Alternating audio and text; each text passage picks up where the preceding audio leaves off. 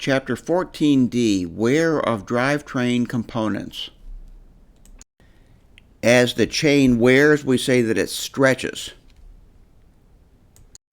And as it stretches, it wears out the leading and trailing edges of the teeth in the chain rings. Of course, it also wears out the cassette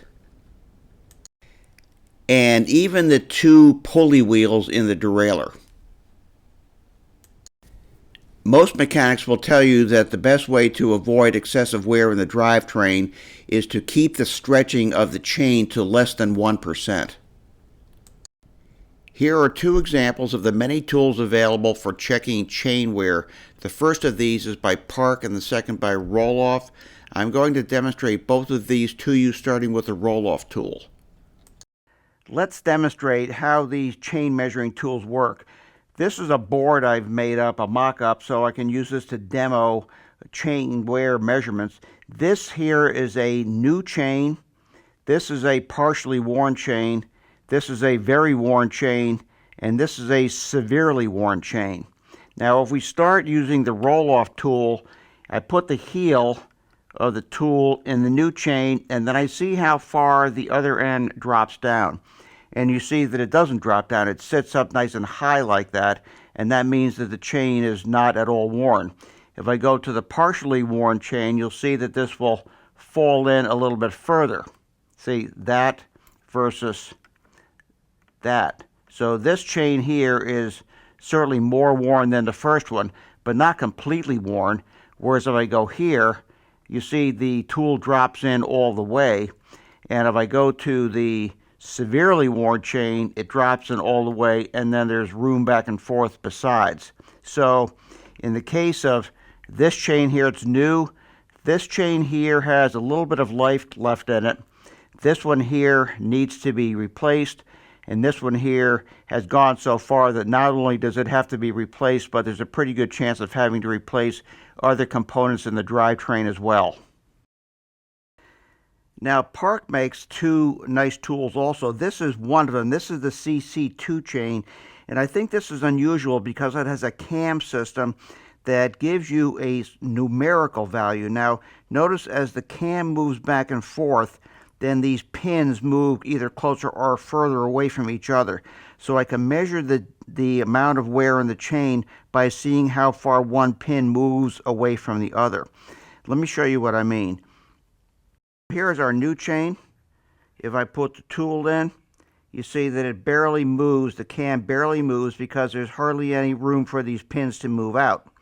Now if I move this down to the partially worn chain, then you'll see that the cam moves further. It moves to about 0.75, which is 0.75 of 1%, or in other words, 75% of the way toward the place where the chain should be replaced. So really it could be replaced at this point.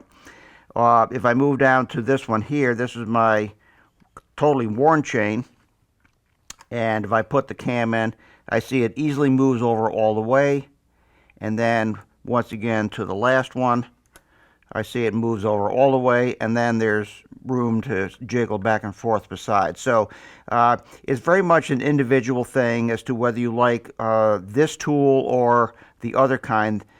This is an unusual one in that it gives you a numerical reading. All the other ones work more or less the same way, but I kind of like this Park tool.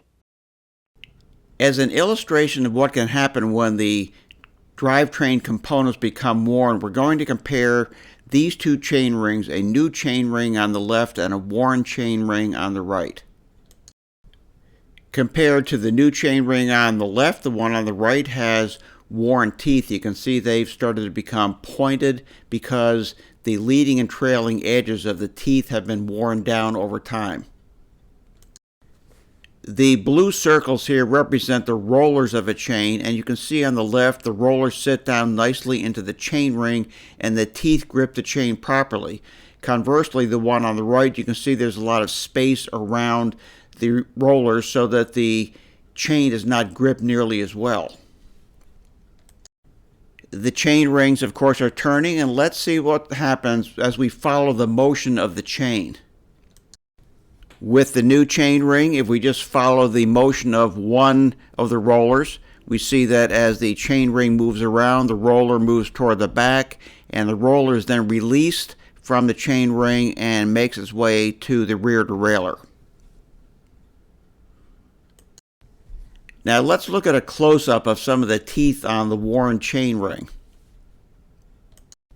And when we do, we see not only that the teeth have become worn, but they've developed little hooks.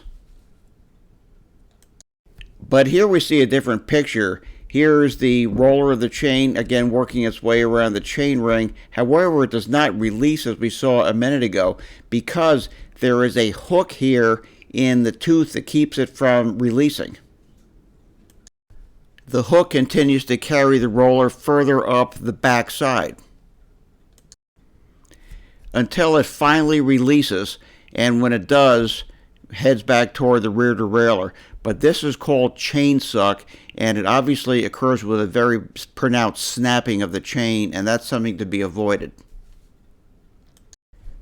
To avoid problems like that, replace the chain when the so-called stretching is equal to or less than 1%.